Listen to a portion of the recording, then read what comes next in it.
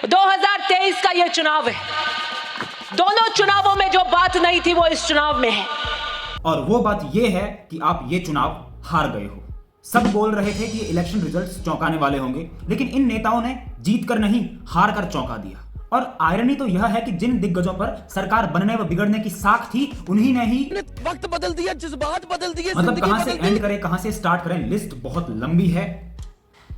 First number पर आते हैं नाथ द्वारा से डॉक्टर सीपी जोशी, जो पिछली सरकार में विधानसभा अध्यक्ष थे, जो 2013 में सिर्फ एक मत से हारे थे, मुख्यमंत्री बनने से रह गए और पिछली बार भी कांग्रेस की सीएम पद के दावेदार ना होने के कारण वे नाराज थे, लेकिन वे अपनी सीट गंवा चुके हैं।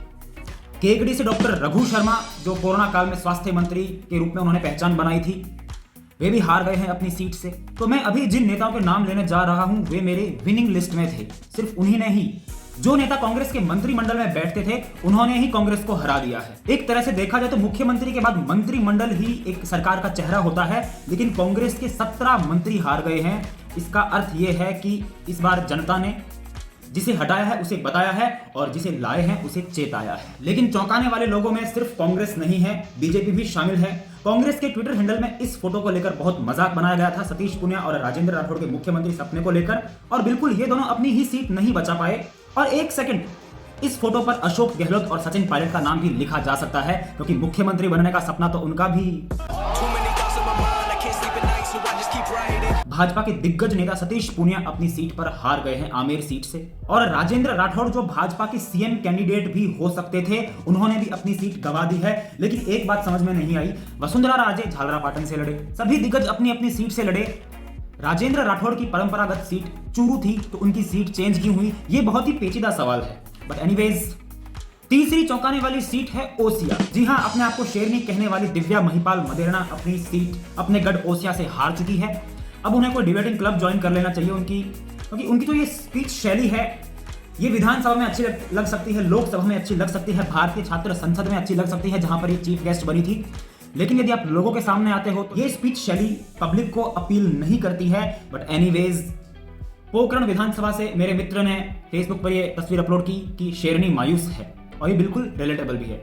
मैंने अपने पर्सनल एग्जिट पोल में इन सभी की जीत सुनिश्चित की थी, लेकिन इन्होंने चुनाव हारकर तौबा तौबा तौबा, थारा मूड खराब कर दिया।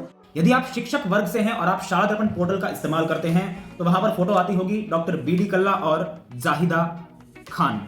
लेकिन अब दोनों ही नेता ना तो शाला दर्पण पोर्टल पर दिखेंगे और ना ही राजस्थान की विधानसभा में, क्योंकि दोनों अपनी सीटों से हार चुके हैं। सादुलपुर सीट की बात करूं तो कृष्णा पूनिया और सुमित्रा पूनिया यहां पर प्रत्याशी थी, लेकिन पूनिया और पूनिया की लड़ाई में बसपा ने अपना हाथी चला दिया। हाथी से याद आया, एक पुराना हाथी भी था जो शेर बन गया था, लेकिन अपने ही जंगल में हार गया। जी हां, लाल डायरी वाले राजेंद्र सिंह गुढ़ा जी की बात की जा रही है, खुद भी डूबे और पार्टी को भी डुबा दिया।